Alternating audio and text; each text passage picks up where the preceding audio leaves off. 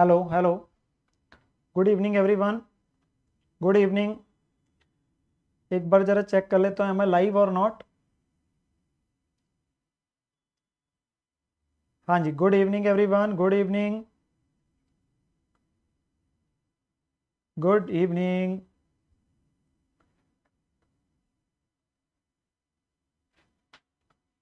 Yes my dear students, very very good evening. I am just checking it once. Yes yes my dear students, really apologize for the delay, really apologize, there was some tech issue जिसकी वजह से class जो है आज आपकी थोड़ी सी late हो गई। एंड आई सिंसियरली अपोलोजाइज बेटा, sincere apologies from my side that आपकी क्लास आज की जो है रिलेट हो गई है थोड़ी सी, 5-1 मिनट, 5 से 10 मिनट इनफैक्ट मैं बोलूंगा, इसमें कोई ऐसी वो नहीं है। हाँ जी, सो नमस्कार बेटा, नमस्कार सबको, मेरा प्रणाम आज के सेशन में। मैं उम्मीद करता हूँ सारे बच्चे बिल्कुल बढ़िया है और तंदुरुस्त है, और आप सभी बच्चे आज के सेशन के लिए बेटा बिल्कुल तैयार बैठे हैं। सो हम बिना किसी और देरी के आज के सेशन की शुरुआत करते हैं। पहले ही थोड़ा सा विलंब हो गया आज के सेशन में। सर इतनी शुद्ध हिंदी लाते कहां से हो आप, इतनी शुद्ध हिंदी लाते कहां से? बेटा अपने आप आ जाती है। तो होता क्या है, कई बार अपने आप ही कुछ ऐसे हिंदी के इतने शुद्ध शब्द निकल आते हैं कि पता ही नहीं चलता है। बिल्कुल, हाँ जी। तो सभी को गुड इवनिंग। गर्वित बेटा है, सुमित बेटा है, यशी, गौरव, ज्योति, तो सारे बच्चों को मेरा प्रणाम है, बिल्कुल प्रणाम है। आज के सेशन में सबका स्वागत करता हूं बेटा मैं आज के सेशन में। तो आप सभी बच्चे उम्मीद करता हूं सभी बिल्कुल तंदुरुस्त है, बिल्कुल बढ़िया है, बिल्कुल तंदुरुस्त है, बिल्कुल बढ़िया है। यस सर, हम बिल्कुल तंदुरुस्त है, बिल्कुल बढ़िया। Hello hello everyone, hello everyone, good evening, good evening. हाँ जी, तो आप लोगों के साथ में बेटा आज के सेशन को शुरू करता हूं। थैंक्स अ लॉट पुनंजय बेटा, हर्षु बेटा good evening, good evening everyone, good evening. चलो जी, फटाफट से 2-4 मिनट लूंगा आप लोगों को एक बार के लिए, उन बच्चों को बताने के लिए जिनको मैं पहली बार, जो बच्चे मुझे पहली बार देख रहे हैं। बिल्कुल बढ़िया हूं बेटा, बिल्कुल बढ़िया हूं, आई एम बिल्कुल एब्सोल्युटली फाइन। मेरे को कुछ नहीं हुआ था, ऑनेस्टली बता रहा हूं, सिर्फ थोड़ा सा टेक इशू हो गया था एकदम से इंटरनेट का, जिसकी वजह से क्लास आपकी हल्की सी लेट हो गई, एंड आई सिंसियरली अपोलोजाइज। ठीक है जी, सो हम अपने आप आज के सेशन को शुरू करते हैं। हाँ जी, तो मैं सीए नितिन गोयल आप लोगों का स्वागत करता हूं बेटा आज के सेशन में। एंड मैं अनअकैडमी पे एजुकेटर हूं for C inter accounts and advance accounts, and 10 साल से ज्यादा बेटा मुझे सीए बने हो चुके हैं। अगर आप बच्चों ने अभी तक सीए इंटरमीडिएट का ग्रुप 2 चैनल ज्वाइन नहीं किया तो प्लीज आप उसे कर लेना बेटा। अनअकैडमी पे बेटा 2 प्रकार की सब्सक्रिप्शन होती है, प्लस और आइकॉनिक। ये उन बच्चों के लिए जो बच्चे मेरे को पहली बार बेटा देख रहे हैं। हाँ, सो प्लस के अंदर बेटा live classes, weekly test, structured courses वगैरह अनलिमिटेड एक्सेस रहता है, अनलिमिटेड एक्सेस, और पीडीएफ नोट्स यहाँ पे मिलते हैं आपको। कौन से नोट्स मिलते हैं? पीडीएफ। आप अपने आप डाउनलोड करके प्रिंट निकाल लेते। बट अगर आप लोगों को जो है नोट्स जो चाहिए प्रिंटेड फॉर्म में चाहिए, तो उसके लिए बेटा आइकॉनिक सब्सक्रिप्शन रहती है, जिसमें स्टडी मटेरियल प्रिंटेड फॉर्म में रहता है, study planner, personal guidance, test analysis, expert guidance, सारी चीजें रहती है। एंड टेस्ट भी जो होते हैं टीचर कंडक्ट करवाते हैं, जिसके बेस पे आपको इवेल्युएशन मिलती है। Batches are undergoing, and जब भी आप सब्सक्रिप्शन लेते हैं, मेरा कोड आप लोगों को सबको याद हो चुका होगा, जो बच्चे नए हैं वो भी अपने पास ध्यान रख लीजिए। सीए नितिन मेरा कोड है, जिसके बेस पे आपको 10% ऑफ मिलेगा, और साथ के साथ 12 मंथ्स की सब्सक्रिप्शन पे 2 मंथ्स बेटा एक्स्ट्रा सब्सक्रिप्शन मिलती है यहां पर।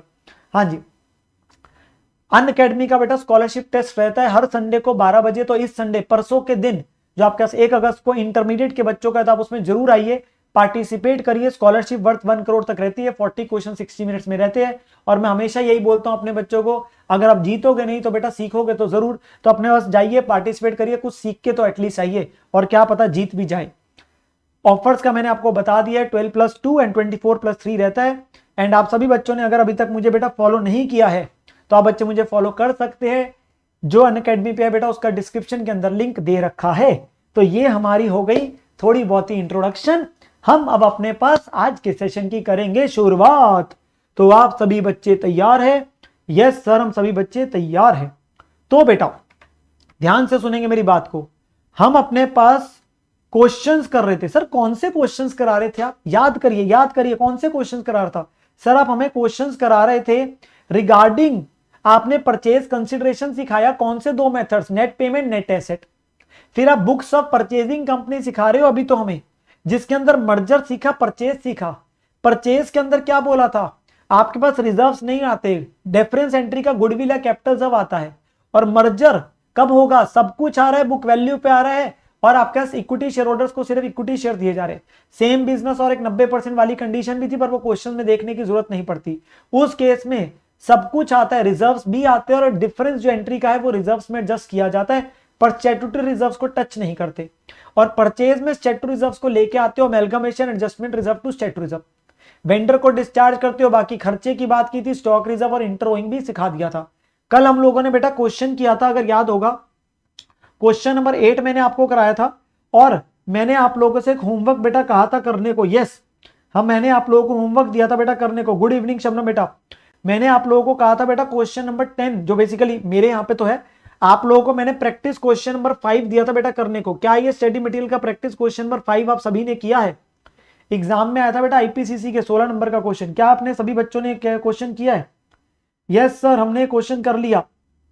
क्या ये बिल्कुल सेम जैसा लगा जैसे क्लास में कराया था? परचेज कंसिडरेशन निकाली होगी आप लोगों ने, परचेज कंसिडरेशन निकाली होगी और बैलेंस शीट बना दी होगी बेटा।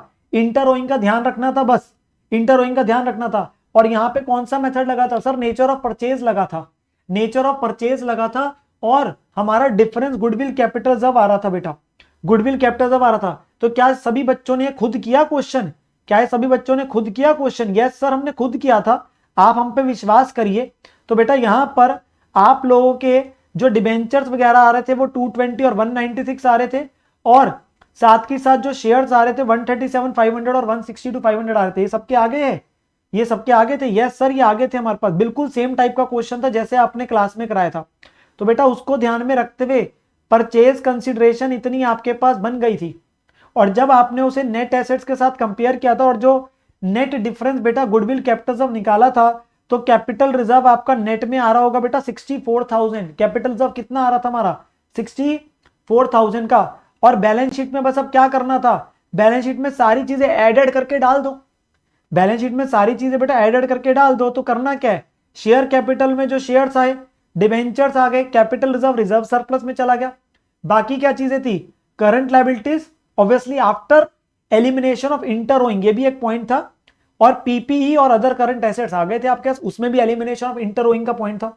तो बेटा ये क्वेश्चन आप लोगों का मैं उम्मीद करता हूं हो गया होगा, बिल्कुल उम्मीद करता हूं, और ये मेरा उम्मीद करना भी ठीक बनता है, क्योंकि इतना तो मैं आप लोगों से उम्मीद कर सकता हूं कि आप ये क्वेश्चन अच्छे से कर लिया होगा आप लोगों ने, क्योंकि बेटा इतना तो मैं होमवर्क आप लोगों को दे सकता हूं। बिल्कुल सेम क्वेश्चन था जैसे मैंने क्लास में करा के भेजा था, उल्टा क्लास वाले में तो स्टॉक रिजर्व वगैरह भी था जो आपको क्वेश्चन कराया था। हाँ जी, किसी बच्चे का इसमें कोई डाउट है तो बेटा पूछ लेंगे मेरे से।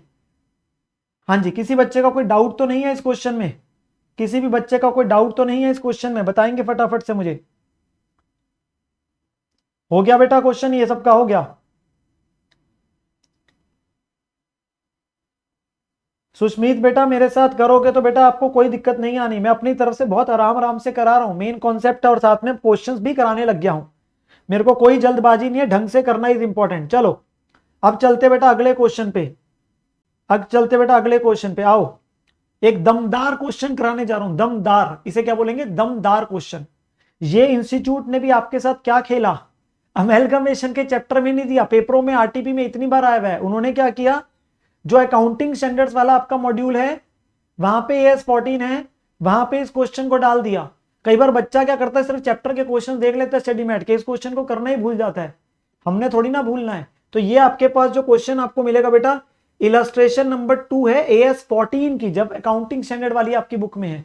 एंड ये बड़ा ही प्यारा क्वेश्चन है, बहुत बार एग्जाम्स में ही बेटा इस टाइप का क्वेश्चन आया हुआ है। तो मेरे साथ इस क्वेश्चन को करना शुरू करेंगे, आप समझेंगे।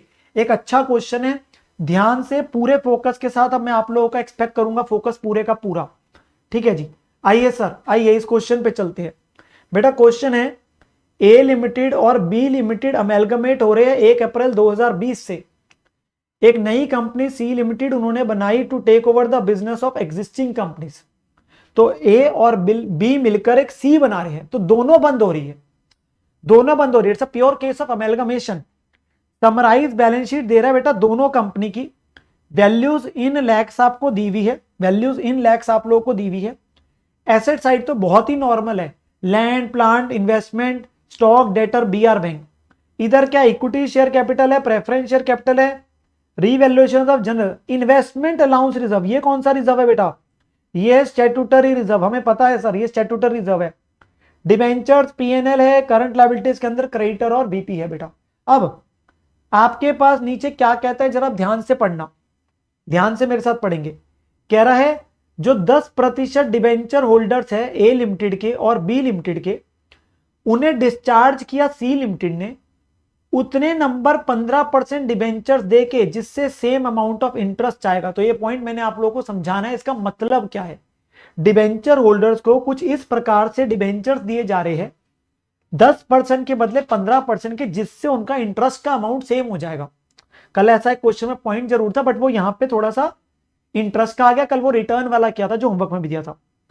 प्रेफरेंस शेयर होल्डर दोनों कंपनीज के इक्वलेंट नंबर दे रहे हैं, 15% प्रेफरेंस शेयर, प्राइस ऑफ 150 पर शेयर, फेस वैल्यू 100 का।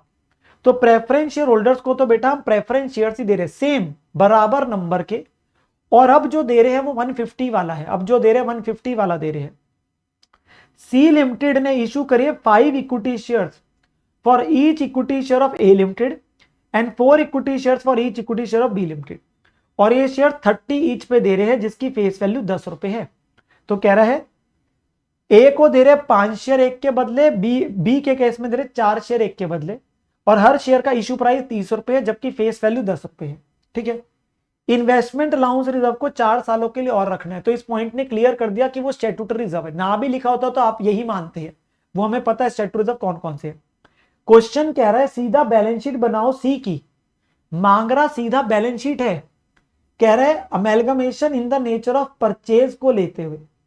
तो आप जब अपने पास बैलेंस शीट के बारे में सोचेंगे तो उस समय नेचर ऑफ परचेज क्वेश्चन ने बेटा आपको कह के छोड़ दिया है, कह के छोड़ दिया है। मुझे बताइए सबसे पहला कार्य क्या होता है जब भी आप क्वेश्चन शुरू करते हैं? सबसे पहला कार्य क्या होता है सर? सबसे पहला कार्य होता है हमारा कि हमें यह पता करना है परचेज कंसिडरेशन कितनी है, और मुझे ये बताएंगे परचेज कंसिडरेशन के लिए मेथड कौन सा लगेगा। सर परचेज कंसिडरेशन के लिए मेथड जो लगेगा वो आपके पास लगेगा बेटा net payment method. Net payment method बेटा टोटल क्लासेस अप्रोक्सीमेटली 8-9 क्लासेस तो लगेगी आपके पास इस चैप्टर की, ढंग से करना है, तसल्ली से करना है। हाँ जी, सो आपके पास प्रेफरेंस शेयर होल्डर्स और इक्विटी शेयर होल्डर्स को बताया हुआ है क्या क्या दिया जा रहा है। तो आइए बेटा हमने क्या निकालना है, अपने पास परचेज कंसिडरेशन। क्या एक पीसी आएगी कि 2 आएगी? सर कैसी बातें करते हो, 2 कंपनियां हैं तो 2 पीसी आएगी, दोनों के शेयर होल्डर्स और प्रेफरेंस होल्डर्स को समान दिया जा रहा है, तो 2 बार आपके पास पीसी आनी है। तो हमने अपने पास बेटा परचेज कंसिडरेशन बतानी है, परचेज कंसिडरेशन निकालनी है, और जो परचेज कंसिडरेशन बेटा हमने निकालनी है कौन से मेथड से निकालनी है? सर नेट पेमेंट मेथड से निकालनी है। तो मेरे साथ साथ अगर करेंगे तो इट विल गिव यू बेटा बेटर, आप लोगों के पास आपको समझ आएगी चीज।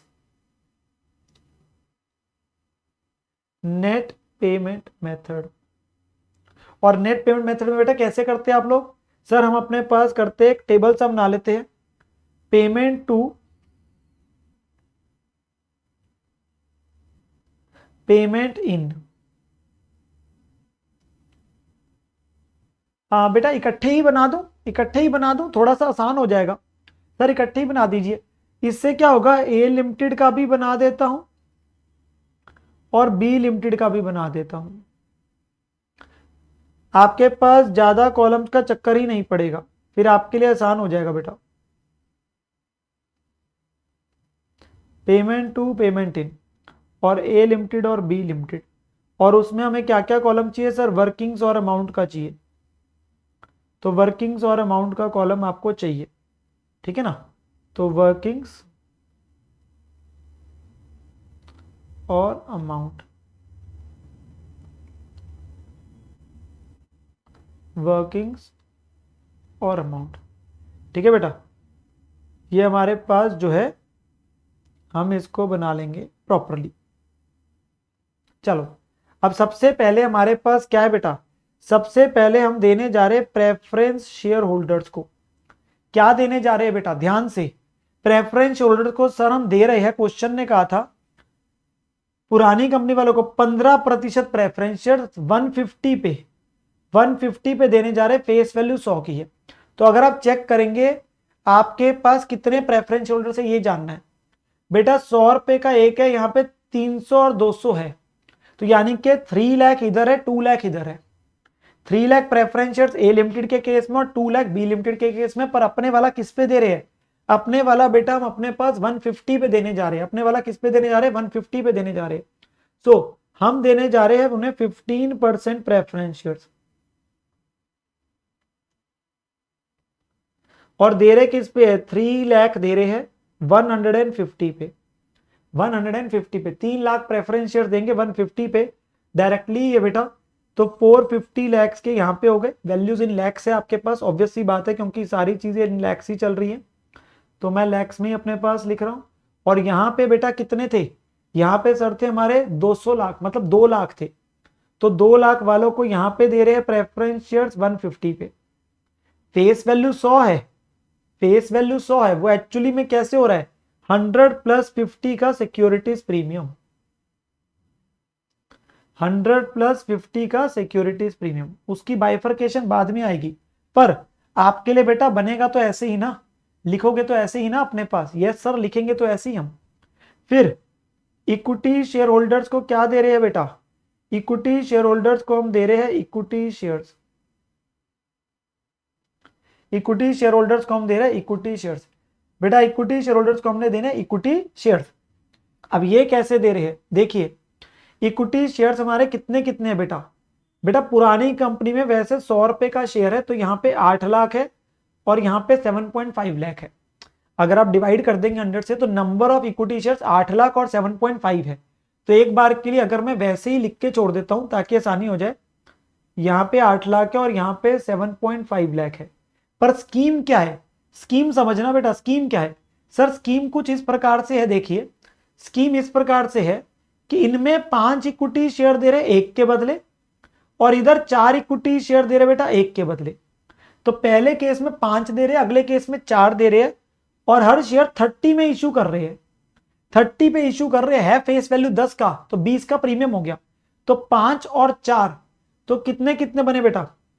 5 और यहां पे 4, और दे रहे कितने पे बेटा? 30 रुपीज में। दे रहे कितने? 30 रुपीज में।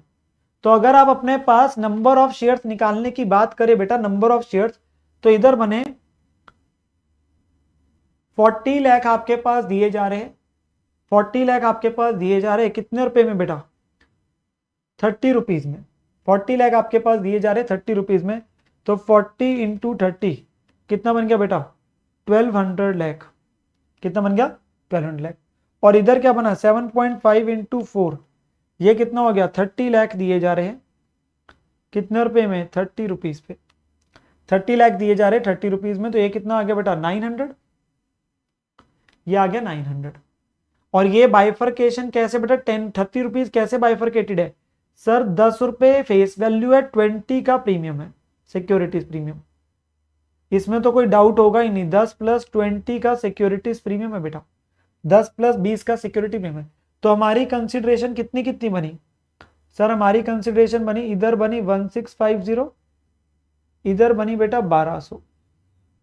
कंसिडरेशन कितनी कितनी आ गई? 1650 और 1200। तो अब आपको दोनों कंपनीज की कंसिडरेशन पता चल गई। पर मेरा सवाल इतना सा है कि आप इसको देखते हुए बैलेंस शीट बना सकते हो? कभी भी नहीं, कभी भी नहीं। आपके पास बेटा आपको थॉट लगाना पड़ेगा बैलेंस शीट बनाने से पहले, एंट्रीज का थॉट। अब एंट्रीज का थॉट कैसे होगा?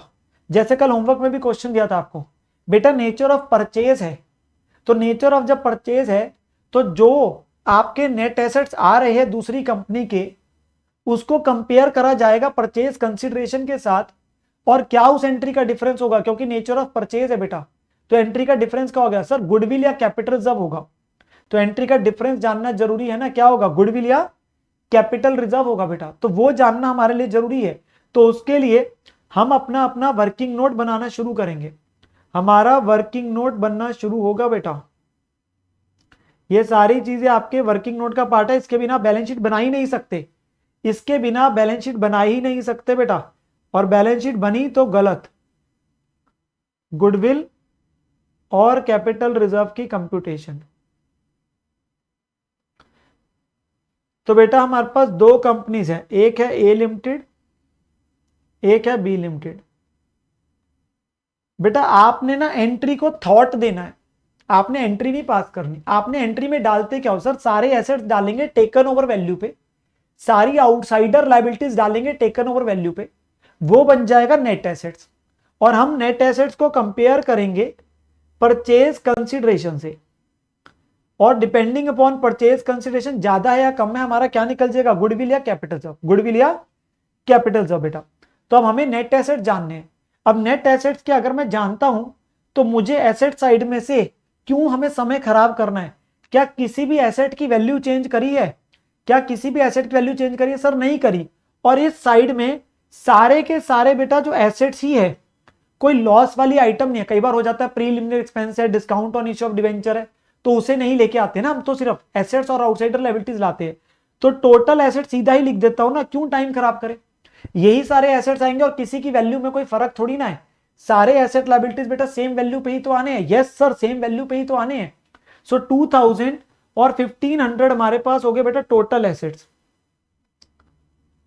टोटल एसेट्स एक एक करके लिखूंगा, टाइम खराब करूंगा। पेपर के अंदर एक एक मिनट कीमती है। मैं इसको तब फर्क डालता जब किसी भी एसेट की वैल्यू में फर्क होता, सारे ही सेम वैल्यू पे आ रहे हैं। पर लायबिलिटीज माइनस करनी शुरू करते हैं। अब लायबिलिटीज आप एक एक करके करेंगे। बिल पेबल 150 और 70, नीचे से शुरू हो जाओ। बिल पेबल आप एंट्री में डाल रहे होंगे ना, टू बिल पेबल डालते हो ना, ऐसे ही लिख रहे हैं। फिर क्रेडिटर्स, क्रेडिटर्स कितने हमारे 270 और 120, 270 और 120, 270 और 120। सर एग्जाम में वर्किंग में डायरेक्ट लिखे तो मार्क्स तो नहीं डिडक्ट होगा? बिल्कुल नहीं होगा बेटा, वर्किंग है, वर्किंग नोट है। मेरा अपना मेन मकसद क्वेश्चन के जो नंबर है वो बैलेंस शीट के है, पर वर्किंग नोट के जरूर है। पर मेरे को वर्किंग नोट में क्या चाहिए, परचेज कंसिडरेशन चाहिए और गुडविल कैपिटल रिजर्व चाहिए, उसके बिना बैलेंस शीट नहीं बना सकते। अच्छा जी सर, ये दोनों तो हो गए। अब क्या बचे, डिबेंचर्स। चलो डिबेंचर्स को डालता हूं। मुझे बताओ क्या रिजर्व सरप्लस आएंगे उस एंट्री में? उस एंट्री में सोच के बताना, revaluation of general reserve, investment और पीएनएल आएगा जिस एंट्री में एसेट लायबिलिटीज लेके आते हो? सर नहीं आएगा। पता है क्यों? नेचर ऑफ परचेज है। नेचर ऑफ परचेज में रिजर्व्स उठ के नहीं आते हैं। तो ये रिजर्व्स आपके उठ के नहीं आने हैं बेटा, ये रिजर्व्स उठ के नहीं आने हैं। इन्वेस्टमेंट अलाउंस रिजर्व की अलग से एंट्री डलती है, प्लस माइनस करके दिख जाता है, याद करो, पर उसका इससे फर्क नहीं पड़ना, वो इस एंट्री में उठ के नहीं आता। तो गलती मत कर देना। नेट एसेट्स वर्सेस पीसी में वो नहीं आएगा क्योंकि नेचर ऑफ परचेज है, नेचर ऑफ परचेज है। अच्छा सर डिबेंचर्स तो डलेंगे? यस बेटा डिबेंचर्स डलेंगे। तो डिबेंचर्स आपके पास हम लिख देते हैं। सर डिबेंचर्स कितने कितने आएंगे? सर 60 और 30 आएंगे। डिबेंचर 60 और 30 आएंगे, आंसर इज नो। अब हमारा आ रहा है एक मास्टर पॉइंट क्वेश्चन का, एक अच्छा पॉइंट क्वेश्चन का बेटा आ रहा है, समझे मेरे साथ। क्वेश्चन ने क्या बोला था, क्वेश्चन ने क्या बोला था, देखिए क्वेश्चन ने कहा था जो 10% डिबेंचर होल्डर्स है ए और बी के, उन्हें हम उतने नंबर देंगे 15% वाले डिबेंचर्स जिनसे कि सेम अमाउंट ऑफ इंटरेस्ट हो जाए। इसका क्या मतलब हुआ बेटा? अभी जो डिबेंचर होल्डर्स है, अभी जो डिबेंचर होल्डर्स है मुझे बताएंगे, अभी ए लिमिटेड के केस में सोच के बताना, अभी उन्हें कितना इंटरेस्ट मिल रहा होगा? सर अभी इंटरेस्ट मिल रहा होगा 60 लाख के ऊपर 10%, 6 लाख मिल रहा होगा। वो कह रहा है उन्हें उतने डिबेंचर्स दो, उतने डिबेंचर्स दो जिनसे कि उनका 15% वाले दो, उतने दो जिनसे उनका साल के अंत में इंटरेस्ट सेम बन जाए। तो मतलब कि वो कह रहा है x इंटू 15%, मतलब 15% वाले उतने डिबेंचर्स दे दो जिससे उनका ब्याज सेम हो जाए, 6 लाख ही रहे, पर हमने देने 15% वाले हैं। तो x की वैल्यू कितनी आएगी? सर x की वैल्यू आ गई 6 लाख डिवाइडेड बाय 15%, तो कितना बना 6 लाख आपके पास डिवाइडेड बाय 15%, बेटा 40 लाख आ गया।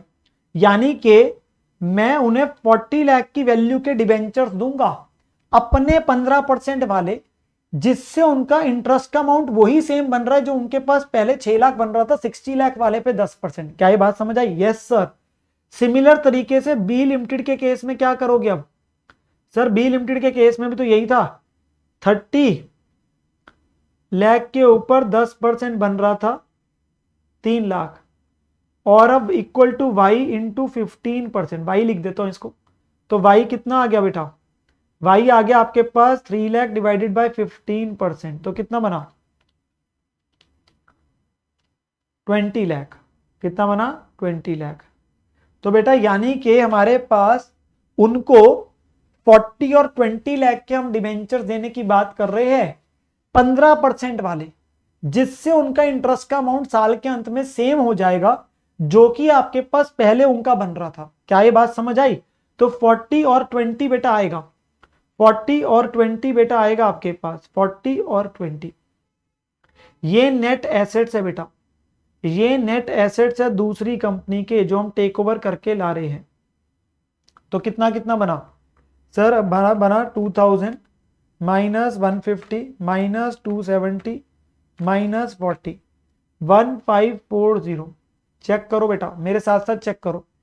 और ये बना 1500 माइनस 70 माइनस 120 माइनस 20, 1290, 1290। और इसके बदले में हम कंसीडरेशन कितनी दे रहे हैं?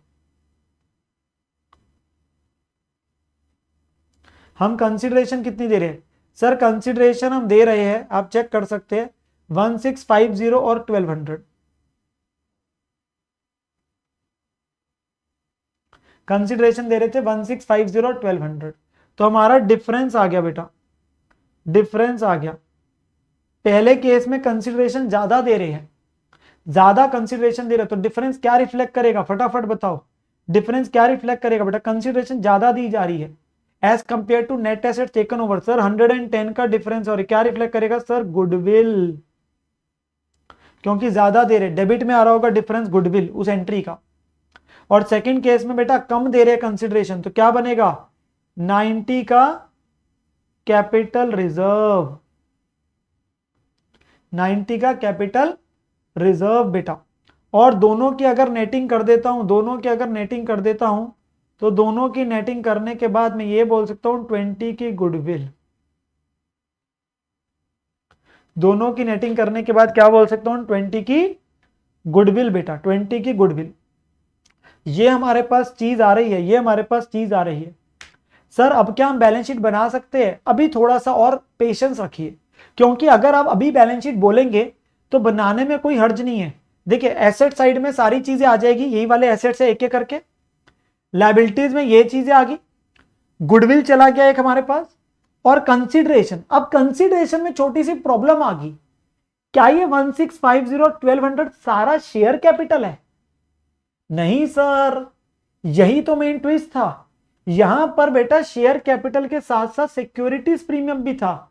आपने शेयर्स को प्रीमियम पे इशू किया हुआ था बेटा, ध्यान से देखिए। आपके जो शेयर्स है that has to be bifurcated into capital and premium, capital and premium. तो उस वजह से हमारे लिए थोड़ा सा जरूरी हो गया जानना कितना कैपिटल में आएगा और कितना प्रीमियम में आएगा बेटा, कितना कैपिटल में आएगा और कितना प्रीमियम में आएगा। तो वो चीज मेरे लिए थोड़ी सी समझनी इंपॉर्टेंट हो गई। और वो मैं चीज कैसे निकालूंगा बेटा? तो हम अपने पास बिफोर आप एंट्री डाले, क्योंकि जल्दबाजी नहीं होनी चाहिए बैलेंस शीट बनाने से पहले, bifurcation of capital and premium. तो बेटा हमारे पास क्या क्या है?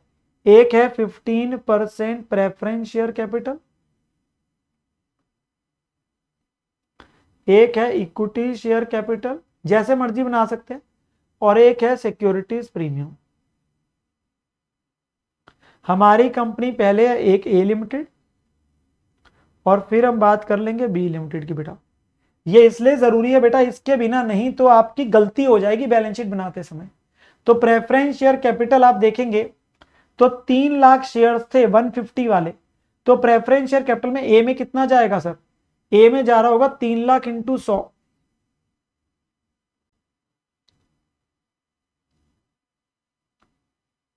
300, और 3 लाख इंटू 50 जा रहा होगा प्रीमियम में बेटा 150। ठीक है बात? सिमिलर तरीके से आपके पास जो बी लिमिटेड है उसमें क्या आ रहा होगा? 2 लाख थे, 2 लाख इंटू 100 जा रहा होगा कैपिटल में, और 2 लाख इंटू 50 जा रहा होगा प्रीमियम में। बात समझो मेरी, क्योंकि ये बेटा जब तक आप अंडरस्टैंडिंग नहीं लोगे उस एंट्री की जो लिक्विडेटर और vendor company to share capital to premium है, तब तक गलती कर बैठेंगे। इधर क्या था सर, 40 लाख शेयर थे 30 पे, सो 40 लाख इंटू 10 जा रहा है कैपिटल में 400, और 40 इंटू 20 जा रहा है प्रीमियम में विच इज 800, समझे। और इधर कितने शेयर थे, इधर थे सर आपके पास 30 लाख इंटू 30 था, तो 30 लाख इंटू 10 जा रहा होगा कैपिटल में, और 30 लाख इंटू 20 जा रहा होगा प्रीमियम में। अब आपके पास बेटा सही वैल्यूज आ गई बैलेंस शीट के लिए, कितना कैपिटल में कितना प्रीमियम में, कितना कैपिटल में कितना प्रीमियम में। तो ये कैपिटल में गया 500, ये गया बेटा 700, और बाकी आपका आ गया सिक्योरिटीज प्रीमियम। तो कितना बना बेटा, ये बना 700, 800, 1500, 1650। आपका टोटल बाइफरकेशन हो जाएगी बेटा, आपकी टोटल बाइफरकेशन हो जाएगी। क्या ये पॉइंट समझ में आया है, फटाफट से बताएंगे।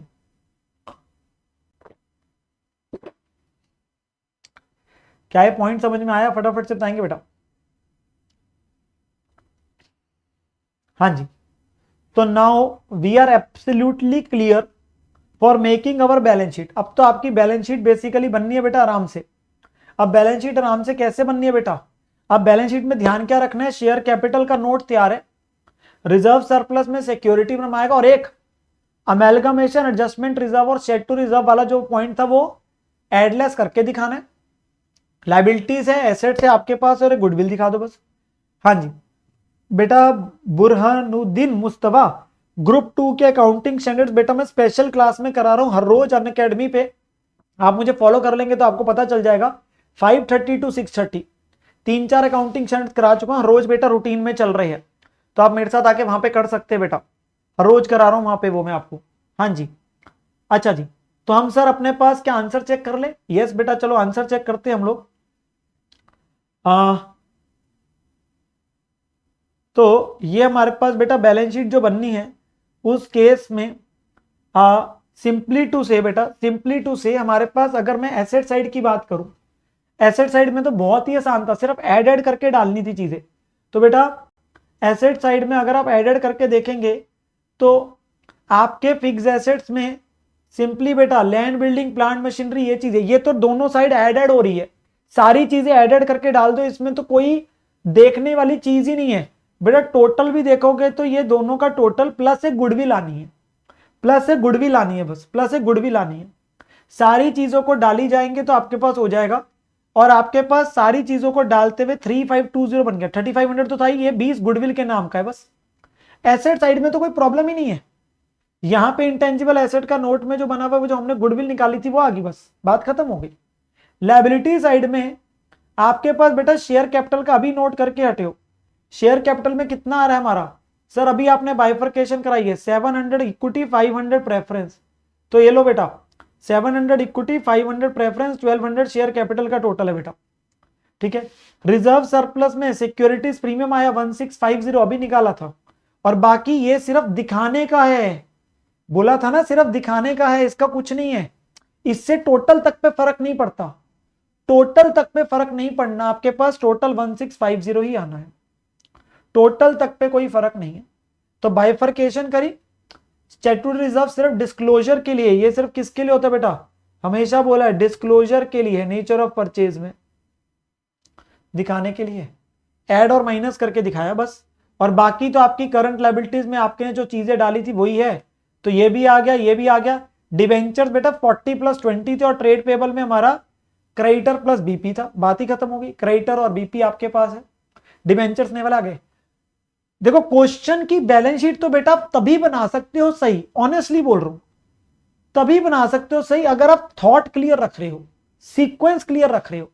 पहले पीसी निकाली, उसकी बाइफरकेशन भी कर डाली, फिर यह सोचना कि क्योंकि नेचर ऑफ परचेज है तो नेट एसेट्स को पीसी के साथ कंपेयर करूंगा तो क्या निकल के आएगा, गुडविल कैपिटल। अगर वो चीज क्लियर है तो पेपर में कभी मार नहीं खाओगे बेटा।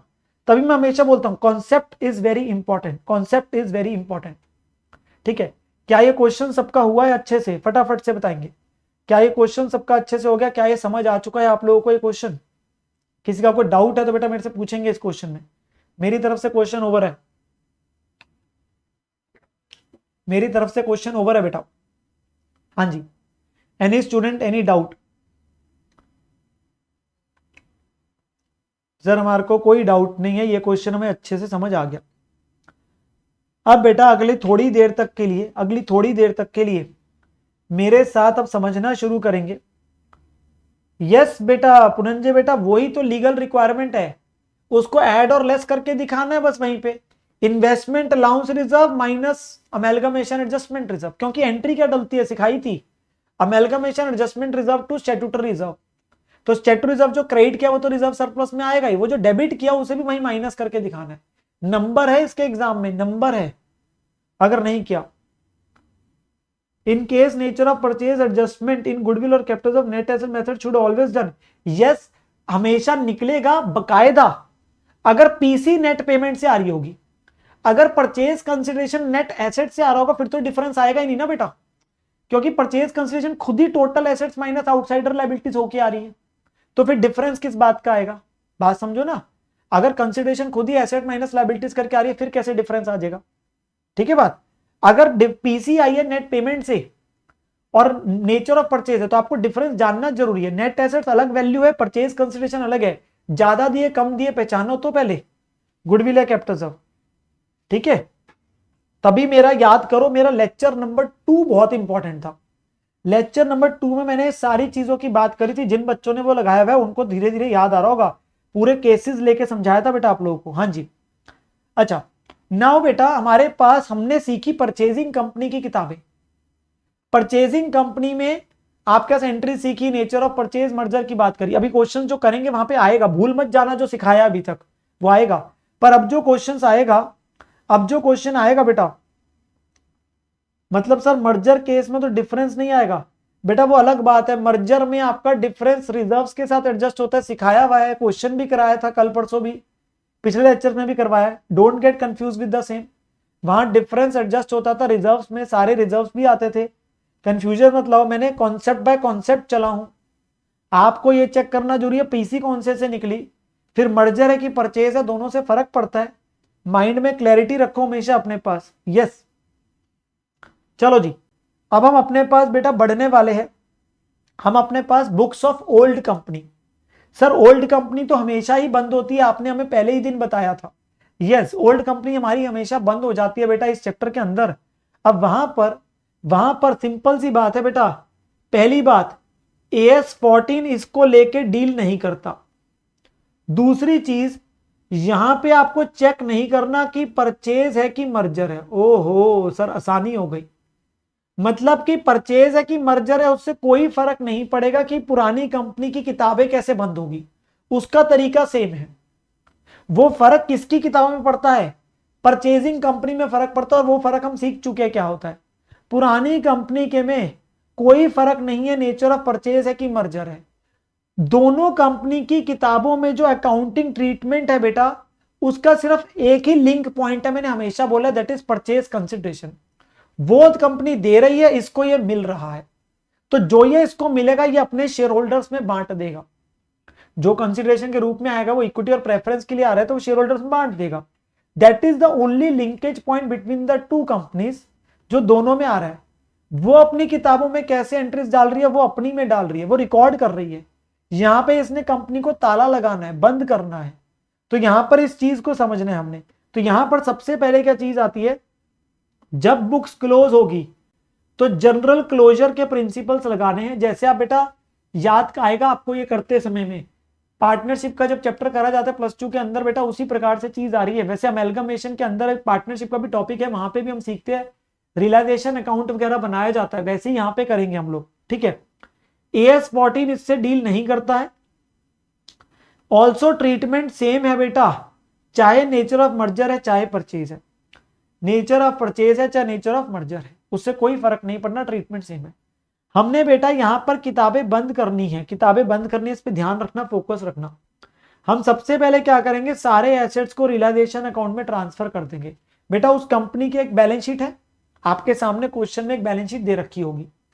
आपने क्या करना है, हमें अपने पास बेटा, हमें अपने पास एक अकाउंट बनाना है जिसमें एंट्रीज पोस्ट होती जाएगी, जिसका नाम है रियलाइजेशन अकाउंट। मैं आपको एंट्री सिखाता चलूंगा और साथ साथ यहां बताता चलूंगा कि हो क्या रहा है। ये एक रियलाइजेशन अकाउंट बनता है कंपनी के बंद होने पे, फर्म के बंद होने पे भी ऐसे ही बुक्स बंद करते हैं हम लोग। यहां पे बेटा सारे करके एक एक एसेट्स डाल देंगे, टू सन्ड्री एसेट्स। यहां एक एक करके सारे एसेट्स आएंगे इंडिविजुअली एट बुक वैल्यू, और किताबों की वैल्यू पे आ रहे। किस वैल्यू पे लेके जाने मुझे कोई मतलब नहीं है, कोई मतलब नहीं किस वैल्यू पे दूसरी कंपनी लेके जा रही है। हम किताबें बंद कर रहे हैं, एसेट्स का बैलेंस डेबिट होता है, उनको क्रेडिट करूंगा तभी तो खत्म होगा। तो हमारी एंट्री क्या है, रियलाइजेशन टू सन्ड्री एसेट्स। बेटा सारे एसेट्स आएंगे एक एक करके इंडिविजुअली, बुक वैल्यू पे आएंगे। ध्यान से, टेकन ओवर वैल्यू का कोई लेना देना नहीं है, पर कुछ चीजें नहीं आती। जो एसेट शेयर होल्डर लेके मान लीजिए वो सीधा शेयर होल्डर अकाउंट में डल जाएगा। और लॉसेस सिंपली लॉसेस आप कह दीजिए, क्योंकि जैसे पार्टनरशिप फर्म में बेटा याद करो, अगर पीएनएल डेबिट बैलेंस होता था तो आप पार्टनर्स के कैपिटल अकाउंट में भेजते थे ना। सिमिलर तरीके से यहां पे भी अगर बाय चांस कोई लॉस दिख रहा है एसेट साइड में, तो उसे क्या करोगे, आप सीधा शेयर होल्डर अकाउंट में भेज दोगे, वही चीज है। तो लॉसेस आपके पास नहीं जाने। फिर यहां पे थोड़ी सी प्रॉब्लम क्या आती है, बच्चे को कैश को लेके आती है, तो बड़ा क्लियरली समझना भाई, बड़ा क्लियरली समझना। कैश तभी ट्रांसफर होगा अगर टेकन ओवर है। अगर लिखा है परचेजिंग कंपनी वेंडर कंपनी को टेक ओवर कर रही है, तो अज्यूम करते सब कुछ जा रहा। आप देखो आपने इतने क्वेश्चंस करे, कैश भी आ रहा होता था ना, तो पुरानी कंपनी के पास जो कैश पड़ा है वो क्या करेगी, उसका वो बांटेगी थोड़ी ना। तो कैश भी यहां पे आता है बेटा, कैश भी यहां पे आएगा। आपके पास यहां पे सारे एसेट्स आते हैं, वेदर चाहे टेकन ओवर और नॉट।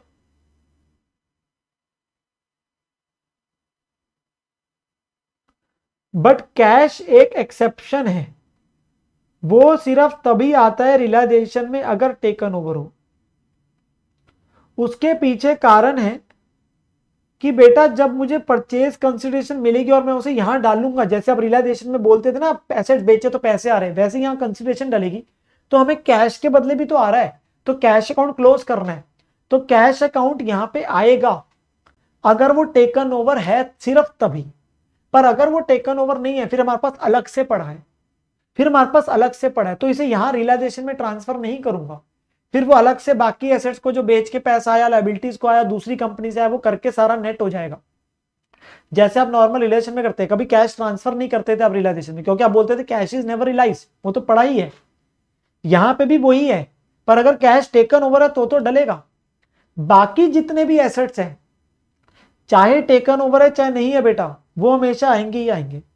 बाकी जितने भी एसेट्स है, चाहे टेकन ओवर है चाहे नहीं, वो आएंगे ही आएंगे, क्योंकि जो चले जाएंगे दूसरी कंपनी को वो कंसिडरेशन दे देगी, और जो दूसरी कंपनी नहीं लेके जाएगी मान लो, तो उसे हम मार्केट में बेचेंगे, तो पैसा तो आएगा, यस सर पैसा तो आएगा।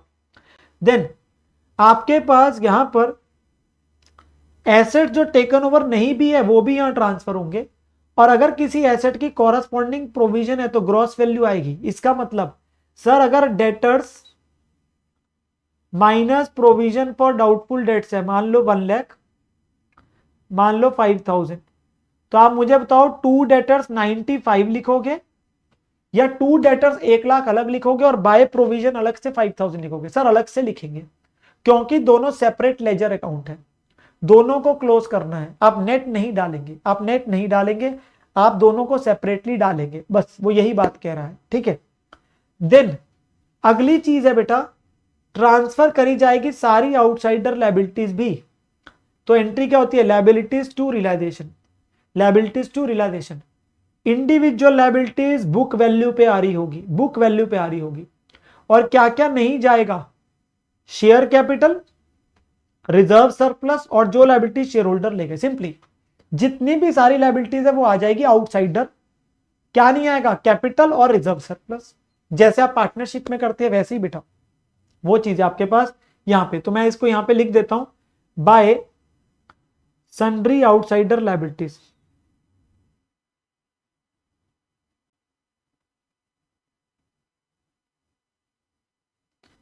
इंडिविजुअली एक एक करके आती है एट बुक वैल्यू।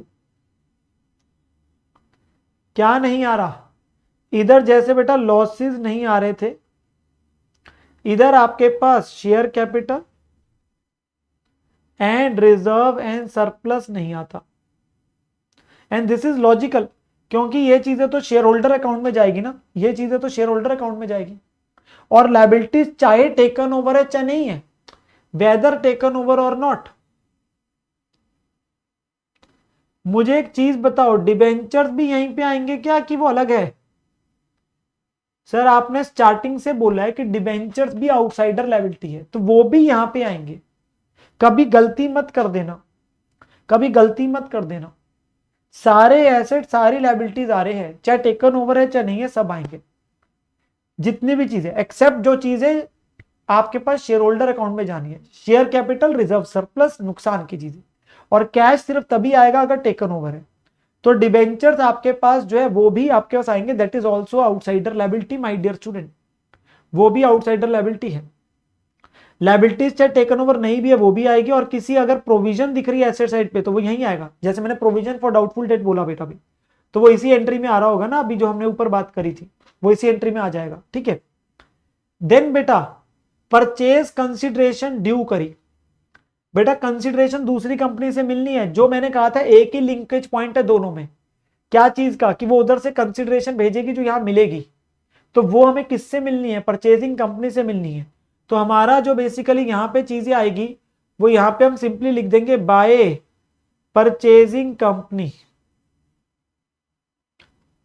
जितनी कंसिडरेशन है बेटा, परचेज कंसिडरेशन टोटल में कितनी कंसिडरेशन है बेटा, कितनी कंसिडरेशन है वो आ जाएगी आपके पास। तो यहां चीजें आ गई, यहां चीजें आ गई, यहां चीजें आ गई। जो भी वो एसेट लायबिलिटी सारे के बदले, हमारे बिजनेस के बदले जितने कंसिडरेशन दे रहा है वो ड्यू कर दी। मैं सीधा रिसीव किसी वजह से नहीं डालता तो वो कंजस्टेड हो जाएगा। इट इज नॉट ना कि आपको कैश मिल रहा है। नॉर्मल रियलाइजेशन याद करो, बचपन में जब करते थे +2 में, वहां बेटा एक एक एसेट को बेचते थे बाय कैश, या पार्टनर लेके जाता था बाय पार्टनर कैपिटल। यहां ऐसा नहीं हो रहा। यहां दूसरी कंपनी अपने शेयर्स दे रही है, डिबेंचर्स है, प्रेफरेंस शेयर दे रही है, जो भी शेयर होल्डर्स के लिए आ रहा है, जो भी शेयर होल्डर्स के लिए आएगा, और वो कल को शेयर होल्डर्स को बढ़ जाएगा। तो एक एक आइटम को दिखाने की बजाय हमने उसको एंट्रीज को तोड़ दिया दो में। पहले परचेज कंसिडरेशन ड्यू करी तो एंट्री डाली परचेजिंग कंपनी टू रियलाइजेशन, और फिर जब उससे परचेज कंसिडरेशन मिलेगी तो ये सारी चीजें हमें यहां पे आ जाएगी, और जिससे टू परचेजिंग कंपनी करके वो एंट्री खत्म हो जाएगी। नेट एंट्री तो वही है ना, उससे जो सामान आ रहा है, जो चीजें आ रही है, और ये किसके लिए आ रही है?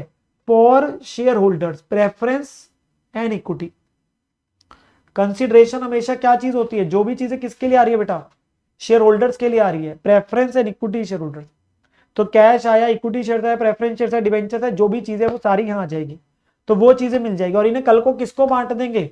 शेयर होल्डर्स को। आगे आने वाली एंट्रीज में आपको देखने को मिलेगा, इन्हें शेयर होल्डर्स को में बांट देंगे हम लोग। देन अगली चीज क्या है? अगली चीज क्या है बेटा? अगली चीज है उन एसेट्स को रियलाइज करना जो टेकन ओवर नहीं थे। बेटा मान लीजिए हमारे 10 एसेट्स थे, 8 तो दूसरी कंपनी लेगी जिसके बदले कंसिडरेशन दे रही है, 2 नहीं लेके जा रही। तो जो नहीं लेके जाएगी आप उसे मार्केट में अलग से बेचोगे ना बेटा। तो जो मार्केट में आप अलग से बेचोगे, एंट्री क्या डलेगी? Cash bank to realisation. पर ये एंट्रीज तो तभी आएगी, ये वाली भी और अगली वाली भी, जब ऐसा होगा कि कोई एसेट या लायबिलिटी टेकन ओवर नहीं है। नहीं तो हमेशा 90% केसेस में सब कुछ ही जा रहा होता है। जब सब कुछ ही जा रहा होता है तो फिर ये एंट्री की जरूरत ही नहीं पड़ती, क्योंकि परचेज कंसिडरेशन में आ गया वो। तो ये तब है अगर कोई एसेट या कोई लायबिलिटी बेटा टेकन ओवर नहीं है, जब उसे रियलाइज कर रहे हो या पे कर रहे हो, तो ये आ जाएगा रियलाइजेशन टू कैश बैंक। तो रियलाइजेशन अकाउंट में क्या आ रहा होगा बेटा? हमारे पास आ रहा होगा इधर बाय कैश बैंक या टू कैश बैंक। पर ये सिर्फ किसके लिए बेटा? ये सिर्फ किसके लिए है? एसेट्स नॉट टेकन ओवर की रियलाइजेशन। जो एसेट्स टेकन ओवर नहीं थे उसको जब रियलाइज किया, और सिमिलरली यहां पे जो लायबिलिटीज टेकन ओवर नहीं थी उनको जब पे किया,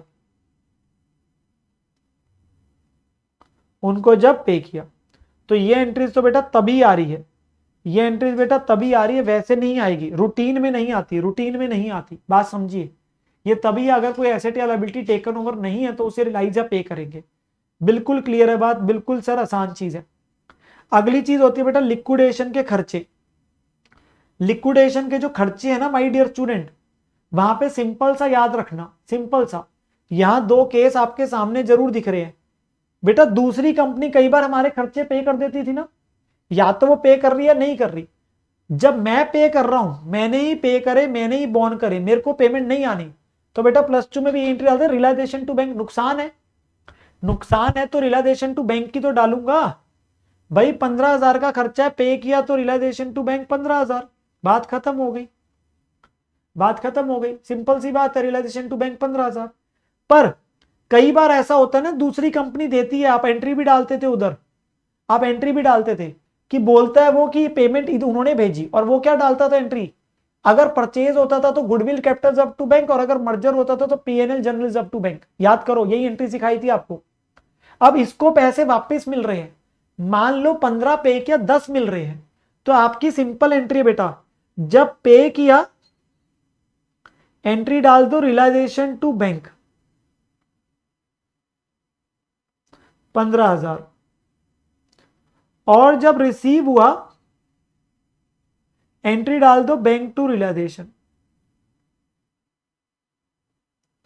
मान लो 10,000, बात ही खत्म हो गई। सिंपली टू से आपकी जेब से तो नेट 5,000 ही गए, 10 तो वो रिकॉर्ड कर रहा है खर्चा।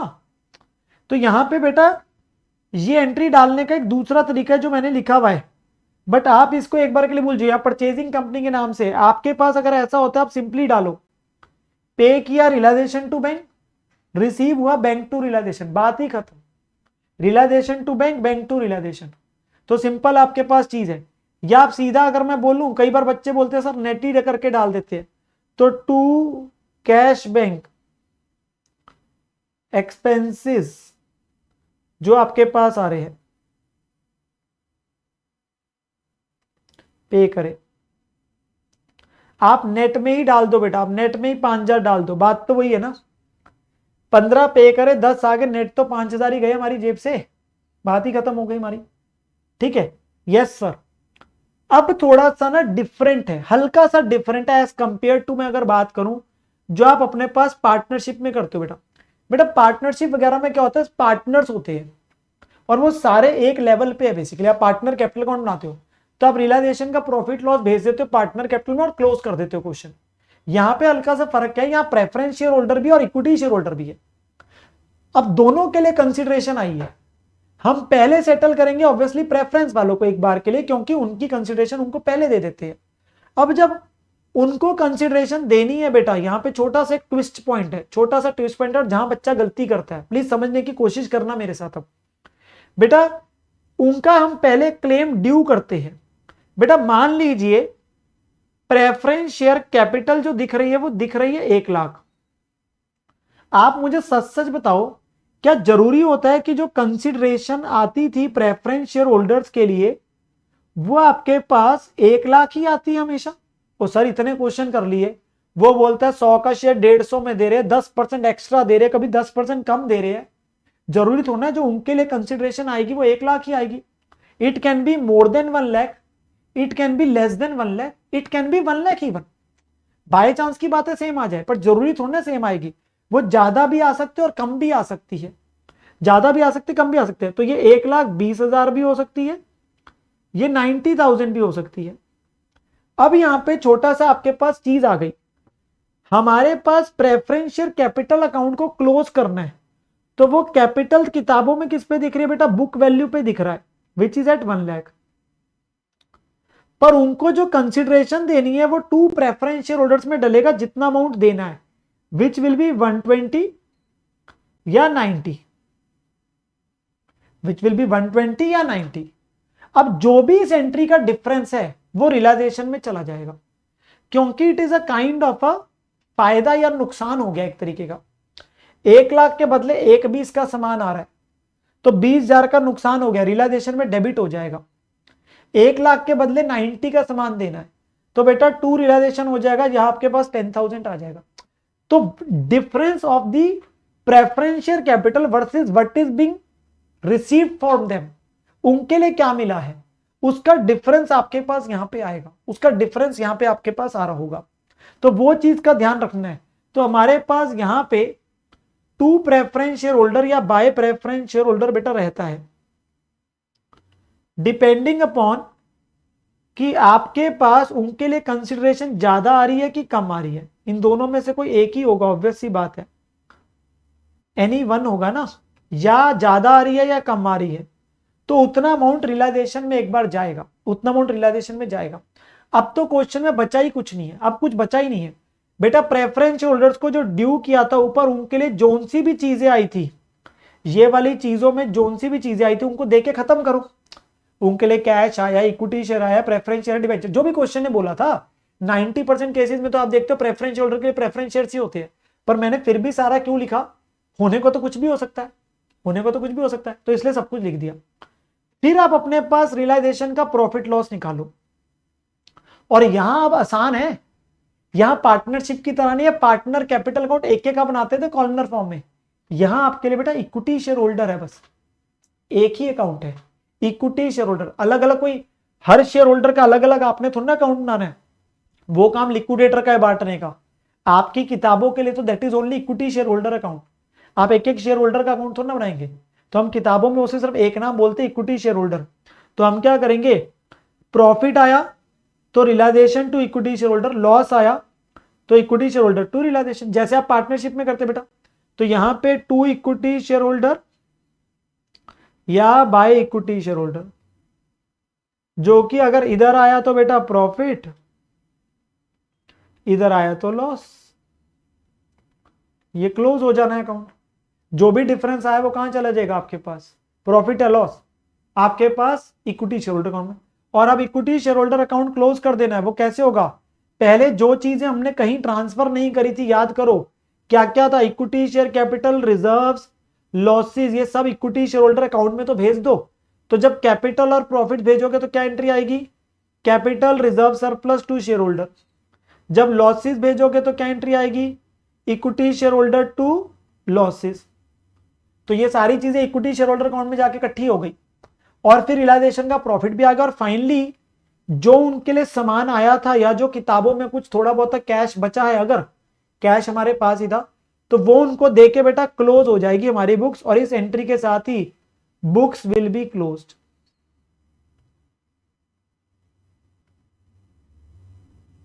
Books will be close. मैं सच में बता रहा हूं, देखने में क्योंकि अभी आपको पहली बार बताया ना, आपको शायद थोड़ा सा बड़ा लग रहा होगा, आपको लग रहा होगा अरे बहुत चीजें थी हमारे लिए, पर जेन्युइनली बता रहा हूं बेटा, जब क्वेश्चन कराऊंगा आप लोगों को तो आपको सच में पता चल जाएगा कि ये इतना कोई बहुत टिपिकल नहीं है, आसान है, आसान है, कोई बहुत ज्यादा टिपिकल नहीं है। एक दो क्वेश्चंस करेंगे अपने पास, आपको चीज का पता चल जाएगा बेटा। इट इज आपके कंपैरेटिवली वेरी इजी टॉपिक। पुरानी कंपनी को बंद करना तो बहुत आसान है, यहां तो कोई झमेला ही नहीं है कि मर्जर है, परचेज है, ऐसा कुछ देखो वैसा कुछ देखो। नॉर्मल क्लोजर के प्रिंसिपल्स बेटा आपके पास लग रहे हैं, यहाँ पे नॉर्मल क्लोजर के प्रिंसिपल लग रहे हैं। क्या जितनी चीज बताई वो एक बार के लिए समझ आई, मैं ये नहीं कह रहा 100%, कुछ कुछ तो समझ आया जितना सुन रहे थे, क्योंकि क्वेश्चन में आप लोगों को बाद में कराऊंगा, वो तो हम कल के लेक्चर में करेंगे बेटा। Sir example of miscellaneous, discount on issue of debenture बेटा, प्रीलिमिनरी एक्सपेंस, अंडरराइटिंग कमीशन, अगर ये बैलेंस शीट में दिख रहे तो नुकसान की चीजें है।